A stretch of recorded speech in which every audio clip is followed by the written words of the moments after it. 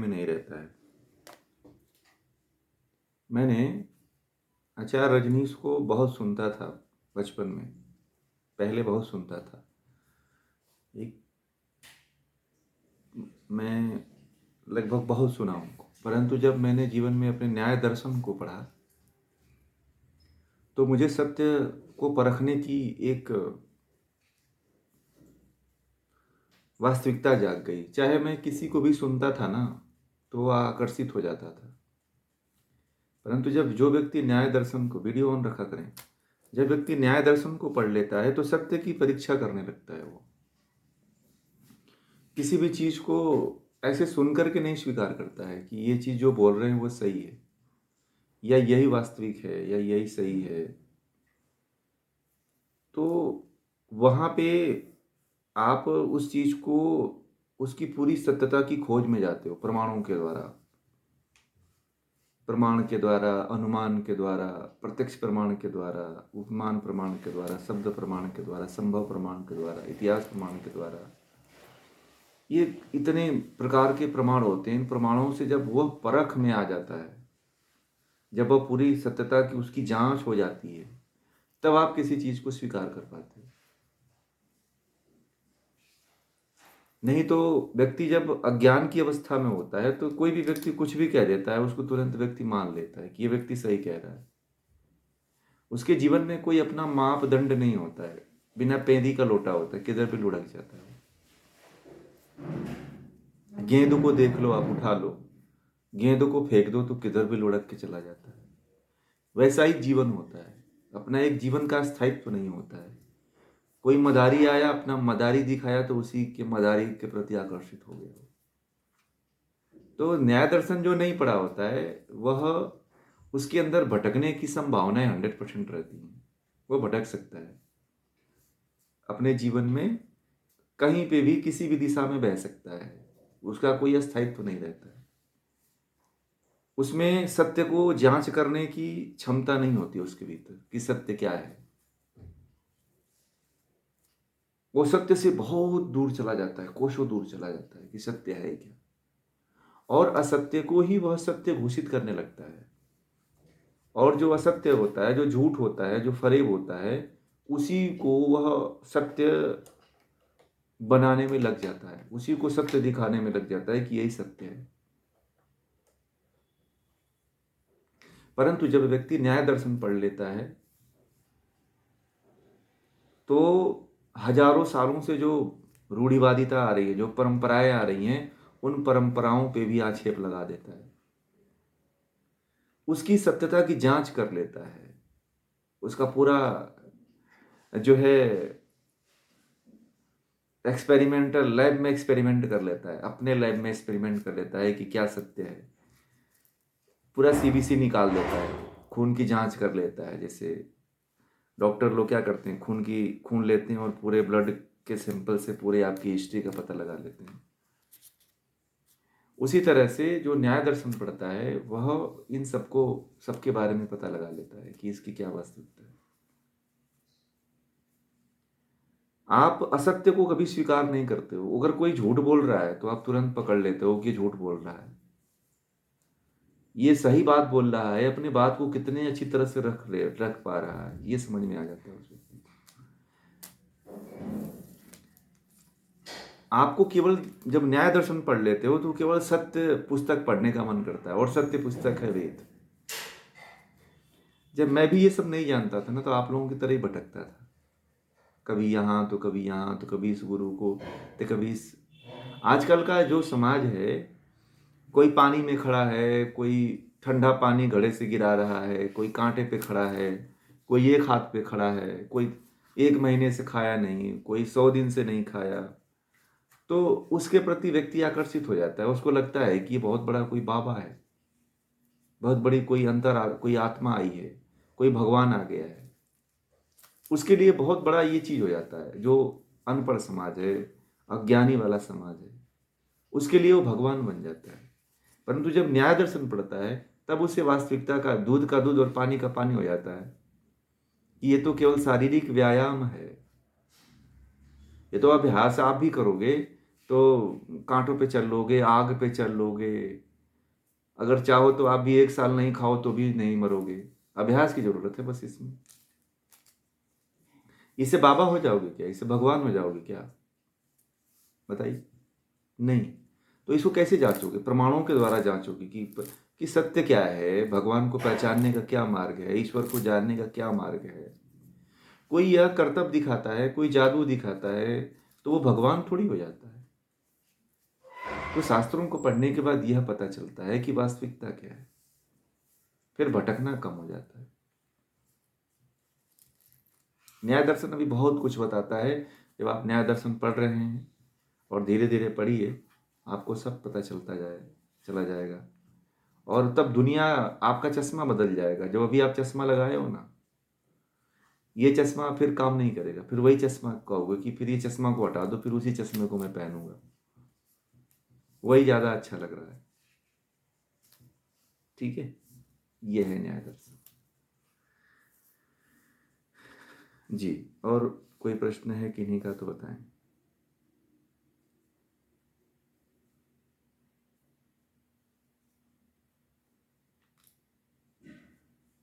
वो 16 संस्कार की बात हुई थी, वो 16 संस्कार का उन्होंने,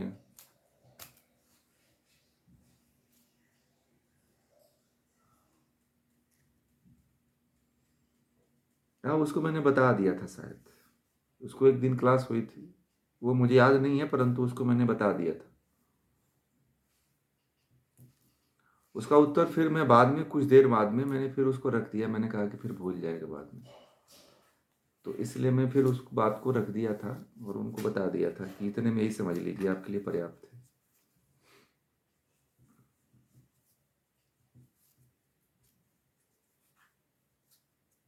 और बताइए, और किन्हीं का कोई प्रश्न है तो बताइए।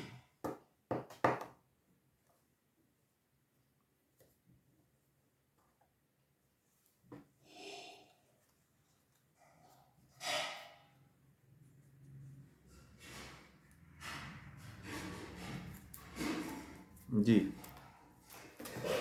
ये जो है, या तो भगवत गीता की जगह पे, भगवत गीता और 2-4 दिन की बात है, वो पूरा हो जाने वाली है 2-4 दिन में। तो विवेक चूड़ामणि जो है, बहुत ही महत्वपूर्ण ग्रंथ है, जो ईश्वर को जानना चाहते हैं, अपने अंदर विवेक को उत्पन्न करना चाहते हैं, ज्ञान को उत्पन्न करना चाहते हैं, भय को नष्ट करना चाहते हैं, अज्ञानता को नष्ट करना चाहते हैं, और विवेक को बढ़ा करके अपने जीवन को आगे बढ़ाना चाहते हैं, उनके लिए बहुत महत्वपूर्ण पुस्तक है विवेक चूड़ामणि।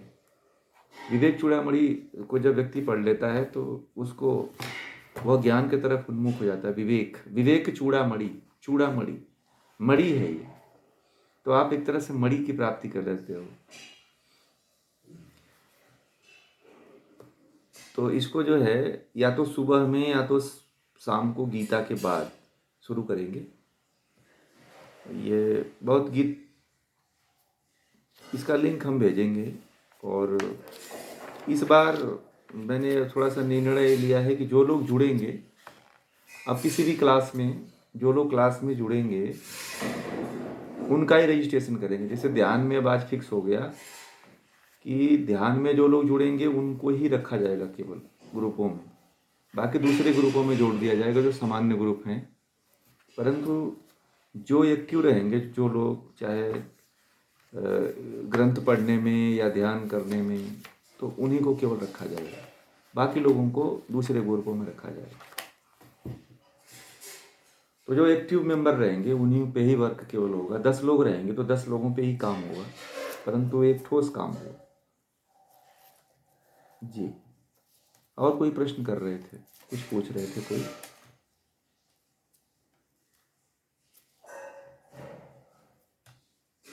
सोलह संस्कार के बारे में मैंने बता चुका हूँ कि वो 3-4 दिन लगेगा। उसके लिए एक नया में जो है, एक तुरंत एक दिन में बताने वाली चीज़ नहीं है। वो एक दिन में आपको 1 घंटे के भीतर या 40 मिनट के भीतर नहीं समझाने वाली चीज़ है। उसके लिए कम से कम 2-3 दिन का मुझे समय चाहिए। तो उसको जैसा आपको आप 16 संस्कार का नाम बस जान लेने से कि 16 संस्कार होते हैं, वो तो वैसे भी जान गए कि 16 संस्कार होते हैं। तो 16 में एक एक पे आपको समझाना पड़ेगा कि कैसे अपने जीवन में उतारोगे, कैसे करोगे, कैसे करवाओगे आप उसको। ठीक है, तो इसके लिए मैं 2-4 दिन का समय लूँगा। एक टॉपिक ही उसी पे विशेष तरह से रहेगा, एक वर्कशॉप रहेगा एक तरह से। तो एक वर्कशॉप के तहत आप लोगों को उसको कराने का मेरा एक प्लान है। ठीक है, कि जिसको आप जान करके और आप अपने जीवन में इसको उतार सकें या दूसरे को भी उतार सकें। इसलिए 16 संस्कार को अभी स्पेशल जो है दिनों में रखेंगे। ठीक,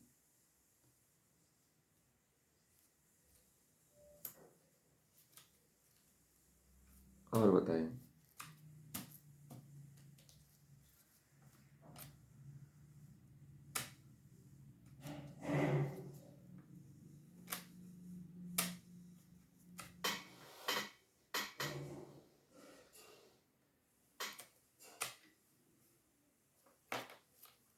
प्रारब्ध कर्म।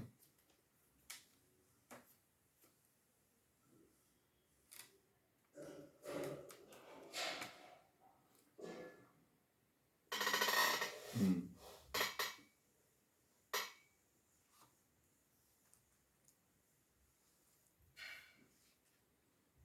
देखिए, आपको नहीं पता चलेगा क्योंकि ये परमात्मा की एक व्यवस्था है। जिस व्यवस्था के तहत परमात्मा ने आपके लिए कुछ काम छोड़ रखा है और अपने लिए कुछ काम ले रखा है। यदि कर्म फल का पता चल जाए या कर्म फल व्यक्ति के हाथ में कर दिया जाए, तब तो व्यक्ति अपने लोगों का और अपना ही बस भला सोचेगा ना। बोलिए, जैसे आज आप देख लो, आज के समय में आपका परिवार है, आप कमा रहे हो तो केवल आप अपने परिवार के बारे में ही तो सोच रहे हो। ये पूरी दुनिया के बारे में कहाँ सोच रहे हो आप तो केवल अपने परिवार तक ही सीमित हो ना। इसीलिए परमात्मा ने जो कर्म फल की व्यवस्था है, उस व्यवस्था को अपने हाथ में रखा। ये आप जान नहीं, हाँ ये जान जरूर सकते हो। आप अपने कर्म जो कर रहे हो उस कर्म के माध्यम से तो आपको ये तो इतना तो पता चल ही जाएगा कि मेरा अगला जन्म क्या होने वाला है या मुझे कौन सा फल मिलने वाला है। परंतु इतने से नहीं होता है। परमात्मा आपके इसी जन्म का कर्म फल नहीं देता है। जो संचित कर्म होते हैं, जो कई जन्मों के कर्म होते हैं, उनको देता है, इकट्ठे हुए कर्म। ठीक है, उनको सबको तीनों कर्मों को मिला करके देता है और जो उसमें उचित होता है ना आपके लिए वही देता है। अगर आप एकदम गलत ही कर्म कर रहे हो तब तो आपको वो उसका फल देता है, और पूर्व जन्म में भी जो आपने बहुत गलत कार्य किया है तो उसको भी मिला के देता है। वीडियो ऑन रखा करें। ठीक है, तो उन सभी को मिला करके ही वो देता है कर्मों के फल को। इसका भी विशेष ध्यान दें। ठीक है, परमात्मा जो ऐसे नहीं देता है। पर आप ये सोचते हो कि मैंने तो इस जन्म में बड़ा अच्छा कर्म किया तो परमात्मा मुझे क्या देगा, बहुत अच्छा मुझे फल देगा। परंतु आपके जो संचित कर्म है, प्रारब्ध कर्म है, उसको उसके बारे में थोड़ी आपको पता है। नहीं, नहीं पता है ना, तो फिर कैसे आप ये अनुमान नहीं लगा सकते हो कि मुझे क्या मिलने वाला है। फल का पूरा कार्यभार, फल की पूरी जिम्मेवारी आप ईश्वर पे छोड़ दीजिए। कर्म है और कर्म को सुधारना आपके हाथ में है। बस बस वही आपके हाथ में है, बाकी और कुछ आपके हाथ में नहीं है। जो भी है वो जो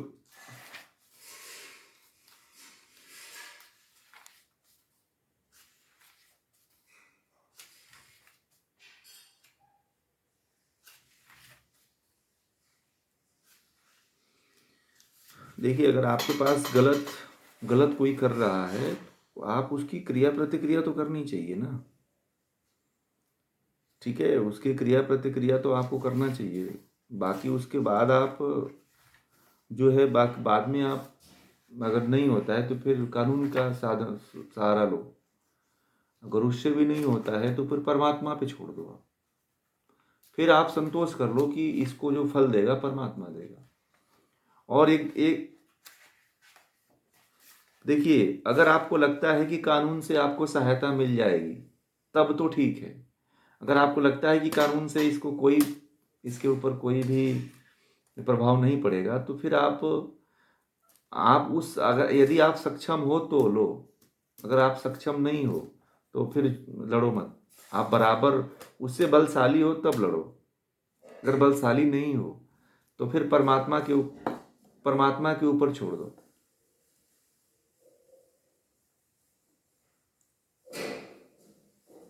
तो दुष्ट लोगों को आप अवॉइड करो ना। दुष्टता को आपको महर्षि पतंजलि ने कहा है, मैत्री करुणा मुदिता उपेक्षणा। तो आपको जो बुरे लोग होते हैं उनके प्रति न अच्छा भाव रखना चाहिए न बुरा भाव रखना चाहिए। उनके प्रति एकदम नेग्लेक्ट कर दो।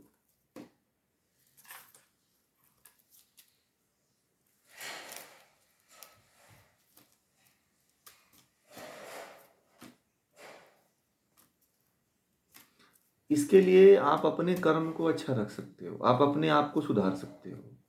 आप अपने आप को सही सही धर्म के सही नियम पे रखो। आप उनको नहीं ठीक कर सकते हो, उनको छोड़ दो क्योंकि वो सुधरने वाला तो है नहीं। ठीक है, आप ये देखो कि उसके कारण मेरे कर्म न खराब हो। ठीक है, उसके कारण मेरे कर्म न खराब हो और मैं जितना अच्छा हो सकता है, सत्य हो सकता है, वो मैं करूँगा। उसकी उसकी धारा में आप बहने की कोशिश मत करो। बात समझ में आ रही है? यदि आप उसकी धारा में आप बहते चले जा रहे हो जैसे वो बह रहा है और आप भी उसी तरह सटे सठे समय चले, उसी तरह से आप भी बहते चले जा रहे हो, तो फिर आप में और उसमें कोई अंतर नहीं रह जाएगा। और जो उसके कर्म हैं बुरे, फिर आपके भी बुरे कर्म हो जाएंगे। तो दोनों के कर्म में कोई फर्क नहीं होगा, आप भी उसके बराबर हो जाओगे। यहाँ पे आपको विवेक का सहारा लेना है अपने जीवन में। बुद्धि से काम लेना है कि वो तो मूर्ख ही है, वो तो अपने जीवन को बर्बाद कर ही रहा है। मैं तो ज्ञानी हूं ना, मुझे तो ज्ञान है। यदि देखिए, ज्ञान होकर के यदि आप गलती करते हो तो अज्ञानी से ज्यादा पाप ज्ञानी को मिलता है। इस बात को नोट कर लेना आप। यदि जान करके आप अनजान बन रहे हो तो जो अनजान व्यक्ति है उसको तो कम पाप लगेगा, परंतु उससे 10 गुना पाप आपको लगेगा। ये ध्यान दीजिए इसका। आप लोग पाप पुण्य को भी समझा करिए। यदि यदि आप उसी की तरह कर्म कर रहे हो तो आप में उसमें फिर कोई अंतर ही नहीं रहेगा ना फिर।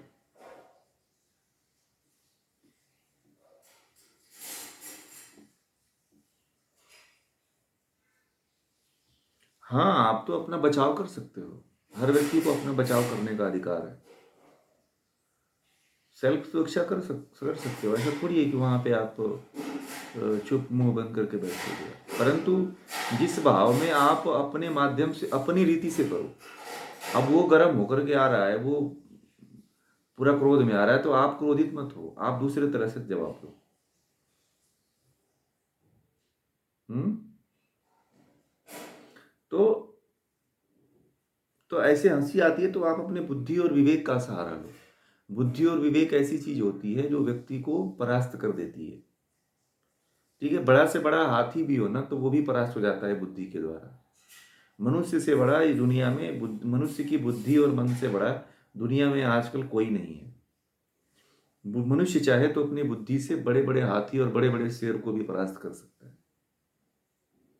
ठीक है, हाँ, परंतु बुद्धि होना चाहिए। बुद्धि का प्रयोग करो आप। बुद्धि को आप जैसा व्यक्ति जो मूर्ख बुद्धि लेकर के आपके पास में आ रहा है, आप भी उसी के तरह बुद्धि आप उसके सामने यूज करोगे तो आप भी तो मूर्ख ही कहलाओगे ना। आप बुद्धिमान हो तो उसे ऊंची बुद्धि लगाओ। बात समझ में आ रही है? अरे उसको तो पता है, आपको तो पता है कि वो मूर्ख है, इसको तो इतना ही आता है, परंतु आपको तो आता है ना। अच्छा, जब आपको आता है अच्छा तो आप थोड़ा अच्छी वाली बुद्धि लगा लो। भाई वकील वकालत कैसे करता है? वकालत कैसे अपने मुवक्किल जो होते हैं उनको कैसे जिताता है? फिर नहीं समझ पाए आप। क्या करता है? बुद्धि का प्रयोग करता है। क्या करता है? अपने बुद्धि का प्रयोग करता है। और बुद्धि का प्रयोग करके वकील के पास क्या होता है? बुद्धि का बस प्रयोग करता है। अपराधी को भी जो है जो है वो कर वैसे रिहा कर देता है बिना मुजरिम बनाए हुए। ठीक है। उसके पास इतनी बुद्धि होती है कि बुद्धि का ऐसा प्रयोग करता है कि जो निर्दोष होता है उसको दोषी बना देता है, जो दोषी होता है उसको निर्दोष कर देता है। भाई वकील के पास क्या होता है? बुद्धि तो होता है ना भाई। और कुछ थोड़ी वो और किसी चीज के पैसा लेता है क्या वो? कि एलएलबी की डिग्री लेने से वो कर लेगा क्या? एलएलबी की डिग्री तो हजारों लोग लेके बैठे हुए हैं, करोड़ों लोग लेके बैठे हुए हैं। बैठे हैं कि नहीं बैठे? भाई राम मंदिर का जो केस था, जो जैन परिवार ने जो लड़ा है और जो जिताया अपने बुद्धि से जीता है ना। नहीं तो भारत में आज से थोड़ी लड़ाई लड़ी जा रही। कितने वकील मर गए, कितने आए कितने चले गए, नहीं जीता पाए ना। तो इसमें सबसे बड़ी भूमिका किसकी होती है? बुद्धि की होती है। बुद्धि को तो घास चरने के लिए भेज दिए, फिर तो कहाँ से काम करेगी? जब ध्यान नहीं करेंगे, एकाग्रता नहीं करेंगे, तो फिर आप बुद्धि का उपयोग कर ही नहीं पाएंगे। इसलिए सत्संग जरूरी होता है। सत्संग में बने रहिए, ज्ञान लेते रहिए। आप मैंने कहा ना कि बुद्धि से, अगर आपके पास बुद्धि है तो बड़े से बड़े विवेक, बड़े से बड़े हाथी को, बड़े से बड़े जानवर को, बड़े से बड़े समस्या को भी आप हल कर सकते हो। अगर बुद्धि नहीं है तो आप बड़े से बड़े समस्या को भी नहीं निपटा पाओगे, छोटी समस्या को भी नहीं निपटा पाओगे। ये बताओ, भीष्म पितामह को मारना इतना आसान था क्या? पांडव मार पाते क्या? नहीं मार पाते। भगवान श्री कृष्ण ने बुद्धि लगाया। क्या बुद्धि लगाया? कि शिखंडी को आगे कर दो। शिखंडी को आगे कर दोगे तो वो तीर धनुष छोड़ देंगे, चलाएंगे ही नहीं। उन्होंने प्रण लिया था, जब नहीं चलाएंगे तो तुम वार कर देना, फिर युद्ध भूमि में हो तो तुम खड़े थोड़ी रहोगे, फिर मार देना बाण, फिर उनको मरना ही है। ठीक है। अगर जैसे भीष्म पितामह लड़ने के लिए आ रहे थे, वैसे अगर पांडव जाके लड़ते तो एक भी पांडव नहीं बचते भीष्म पितामह से, सब भीष्म सारे पांडव मारे जाते। ठीक है। परंतु क्या किया उन्होंने? शिखंडी को लाके खड़ा कर दिया, बुद्धि का प्रयोग किया उन्होंने। ठीक है। बुद्धि का प्रयोग किया और शिखंडी को क्या किया? शिखंडी को खड़ा करके और अर्जुन ने पीछे से बाण चला दिया, भीष्म पितामह को गिरा दिया, धराशायी कर दिया, छलनी कर दिया बाणों से। तो बुद्धि का प्रयोग करो आप। बुद्धि सबसे बड़ी चीज होती है। बुद्धि का उपयोग करते हो तो बड़े से बड़े योद्धा को भी परास्त कर दो। ठीक है। एक पंचतंत्र की कहानी आती है। एक बार क्या हुआ कि एक मगरमच्छ था, एक बंदर था। ठीक है। तो बंदर जो था, दोनों में दोस्ती हुई, मगरमच्छ में बंदर में। ठीक है। तो दोस्ती हुई तो दोनों जो है, अब मगरमच्छ तो भाई मांसाहारी होता ही है, तो बंदर से दोस्ती इसलिए किया कि पेड़ पे बैठा हुआ था और मगरमच्छ नदी के किनारे था। तो बोला कि ये कभी हमारे पकड़ में नहीं आता है बंदर, इसे दोस्ती कर लिया जाए तब इसको खाया जाए। ठीक है। तो मगरमच्छ ने कहा कि तुम मेरे पीठ पे आओ, हमसे आज से हम लोग दोस्त बन जाते हैं और हम लोग साथ मिल करके नदी में तैरा करेंगे और आनंद लेंगे, कभी एक दूसरे से बैर नहीं रखेंगे, एक दूसरे को खाएंगे नहीं। तो बात है हुई, बंदर भी उसके बहकावे में आ गया, बोला कि ठीक है, दोस्ती कर लिया। और दोस्ती कर लिए तो मगरमच्छ ने बोला कि अब बहुत दोस्ती हो गई, अब इसको जो है एक दिन खाने का प्लान बनाते हैं। तो मगरमच्छ कहा कि तुम मेरे पीठ पे बैठो, चलो मैं अपने परिवार से तुम्हें मिलाने ले चलता हूँ। मेरा परिवार उस पार रहता है, मेरे बच्चे सब हैं वहाँ पे, उस नदी के उस पार जो है पेड़ पौधे खूब अच्छे हैं, वहाँ खूब फल लगे हुए हैं, ठीक है, चलो वहाँ पे तुम वहाँ खाना, खूब आनंद तुम लेना वहाँ पे। तो मगरमच्छ की बात को मान लिया बंदर ने, और मगरमच्छ के पेट पे बैठ गया, पीठ पे। और जब बीच नदी में गया तो मगरमच्छ अपने पूरे रूप में आ गया। मगरमच्छ ने कहा कि अब तो मैं तुम्हारा दिल खाऊंगा, तुम्हारा दिल तो बड़ा कोमल है, बड़ा मजा आएगा खाने में, ठीक है, तुमको मारूंगा और तुमको अब बस कहीं नहीं मेरा परिवार है। अब तो बीच नदी में तुम तैर नहीं पाओगे और पानी में तो मेरा बल दुगना हो जाता है। तो बंदर ने एक बुद्धि लगाई, बोला अरे आपने तो बड़ी गड़बड़ी कर दिया, मैंने अपने दिल को जो है पेड़ पे टांग के आया हूं, ठीक है, आपने मुझे बता दिया होता पहले ही तो मैं लेके चलता वहां से। बोला ये बंदर तो बड़ा सही कह रहा है, ये वहां क्यों छोड़ के चला आया, ठीक है। तो बंदर ने कहा कि चलो आप मुझे ले चलो। बोला कि ठीक है चलो चलो चलो चलो, तो मुझे वहीं तुम बता दिए होते कि तुम पेड़ पे रखे हुए अपने दिल को, तुम्हें वहीं पे। तो बंदर ले गया, देखो बुद्धि का प्रयोग कर लिया उसने, और ले गया। जैसे ही किनारे पहुंचा, नदी नदी के किनारे पेड़ पे चढ़ के कूद के बैठ गया। बोला कि देखो, फिर बच गया वो, अपनी बुद्धि का प्रयोग किया। मगरमच्छ को कहा कि दिल पेड़ पे होता है क्या, कि दिल हृदय में होता है, अंदर होता है, शरीर के भीतर होता है। तो बुद्धि का प्रयोग यदि आप करते हो, सभी के लिए बता रहा हूं, केवल इनके लिए नहीं है ये बातें, और जो भी ये प्रश्न पूछी हैं केवल इनके लिए नहीं है, सभी के लिए। तो जो बुद्धि होती है, अगर बुद्धि का प्रयोग करते हो तो आप किसी भी चीज से दुनिया में आप जीत सकते हो, कोई भी आपको परास्त नहीं कर सकता है, चाहे कितनी भी विपरीत से विपरीत परिस्थिति हो, उस विपरीत से विपरीत परिस्थिति में आप विजय प्राप्त कर लोगे। परंतु बुद्धि लगाओ, आप बुद्धि को मत इधर उधर भटकाओ, बुद्धि सही दिशा में लगाओ, तो देखो आप उसको उसको आप परास्त कर दोगे, हरा दोगे, चाहे कितना भी बड़ा अपने आप को कोई बनता हो, केवल बुद्धि का प्रयोग करो, देखो वो परास्त हो जाएगा, ठीक है। हाँ, बिना ज्ञान का तो होता ही नहीं है, बुद्धि भी बिना ज्ञान की नहीं होती है। अगर आप ज्ञान नहीं लेगे तो बुद्धि नहीं चलती है, फिर समझ रहे हैं ना? बुद्धि भी बुद्धि पे जंग लग जाता है। बुद्धि क्या करती है, ज्ञान को फैलाती है, ज्ञान से बुद्धि विस्तार रूप लेती है, बढ़ती है, और दिन प्रतिदिन बढ़ती है। जिसके पास ज्ञान नहीं है, युक्ति नहीं लगा पाता है, तर्क, जब न्याय दर्शन जो पढ़ेगा वो युक्ति लगा देगा, जो भी न्याय दर्शन पढ़ेगा वो इसी तरह की बुद्धि रखेगा। न्याय दर्शन में यही तब तो ये तर्क बताया जाता है, ये तर्क आ गया तो इस तर्क के बाद दूसरा तर्क कैसे दोगे आप, तो ये चीज समझ में आ जाता है, फिर व्यक्ति को कैसे परास्त करोगे आप। तो दर्शन यही कहता है, और इस दर्शन के द्वारा जो है, प्रमाणों के द्वारा, इस तर्क के द्वारा व्यक्ति उस परमात्मा तक भी जाता है, परमात्मा का भी साक्षात्कार करता है। तो इस तरह से जब ज्ञान आप अर्जित करोगे तो धीरे धीरे आपकी बुद्धि तीव्र होती चली जाएगी। तीव्र बुद्धि कहते हैं ना उसको, तीव्र वाली बुद्धि। अभी तो समझिए कि बुद्धि अपनी कैसी है, मोटी बुद्धि है अपने पास, अभी बहुत सूक्ष्म नहीं हुई है बुद्धि। अभी उसके लिए बहुत ज्ञान अर्जित करेंगे तो धीरे धीरे बुद्धि आपकी तीव्र हो जाएगी। भाई जो चोर होता है वो चोरी किस तरह से करता है बताइए।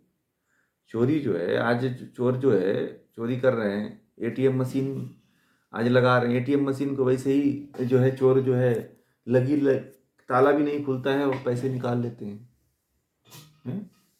एटीएम मशीन लॉक है फिर भी पैसा चोर निकाल लेता है। कड़ी सुरक्षा में हीरा को रखा जाता है, हीरा फिल्मों में देखा होगा आप लोगों ने, हीरो को भी चोर चुरा लेके चला जाता है। तो किस तरह लेके जाता है, बुद्धि के द्वारा ही तो ले जाता है। हाँ, बहुत सी फिल्में बनी हुई हैं, जुगनू तो पता नहीं, धूम तो पता नहीं क्या क्या फिल्में बनी हुई हैं चोरी पे। हाँ, तो वो भी तो बुद्धि से ही कर रहे हैं ना, साइबर क्राइम। आपको आपको क्या इतना तेज बुद्धि कह देते हैं कि अरे मैं स्टेट बैंक ऑफ इंडिया से फोन कर रहा हूँ और आप जो है अकाउंट नंबर पेन नंबर अपना दे दीजिए, रिन्यू करना है तो आपको आना नहीं पड़ेगा बैंक में। फिर आपने जो है ये कर लिया, क्या नाम है, अमेजन से कुछ पैकेज मंगा लिया, कुछ प्रोडक्ट मंगा लिया, तो उससे बोलते हैं कि आपको अपना जो है वो कोड देना पड़ेगा, अपना वेरिफिकेशन कोड देना पड़ेगा, आपका एटीएम नंबर देना पड़ेगा, तभी आपका माल जो है डिलीवर होगा। ऐसे क्या करके मूर्ख बना रहे हैं सब। अब उनकी ट्रिक ऐसी ऐसी आ गई है कि आम इंसान वहां पहुंच ही नहीं सकता है, और उनकी बुद्धि वहां पहले से पहुंची हुई है। तो आजकल जो युद्ध हो रही है वो बुद्धि की युद्ध हो रही है, लड़ाई की बुद्धि पे दुनिया लड़ रही है। आज देखो, आज दुनिया में लोगों को मारना कितना आसान है, बुद्धि के द्वारा लोग मर रहे हैं कि नहीं मर रहे हैं। चाइना को कहा जाता है कि उसने कौन सा जैविक हथियार बना लिया ना। वो जैविक हथियार के द्वारा पूरे विश्व में युद्ध कर रहा है। अभी एक और नया वायरस बना लिया, जिस चाइना में भारी भारी मात्रा में महामारी फैल रही है। तो वो क्या कर रहा है, अपनी बुद्धि से एक ऐसा हथियार बना रहा है, लोग बंदूक हथियार लेके खड़े रहे, कुछ नहीं होने वाला है।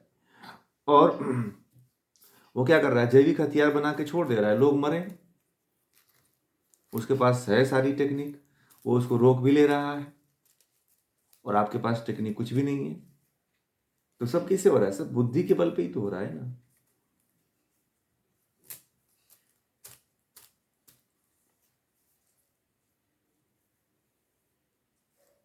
हमसे लोग, दुनिया के लोग, विकसित कंट्रियां हैं, अमेरिका है आदि, सब ये बहुत ज़्यादा डेवलप कंट्रियां हैं। क्यों हैं भाई? ज़्यादा हमसे बुद्धि लगा रही हैं, हम उतना बुद्धि नहीं लगा पा रहे।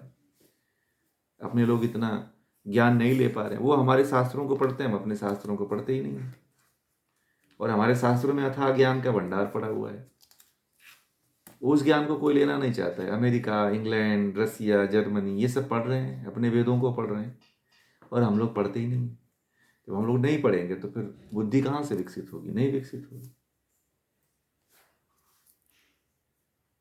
ठीक है, तो ये है।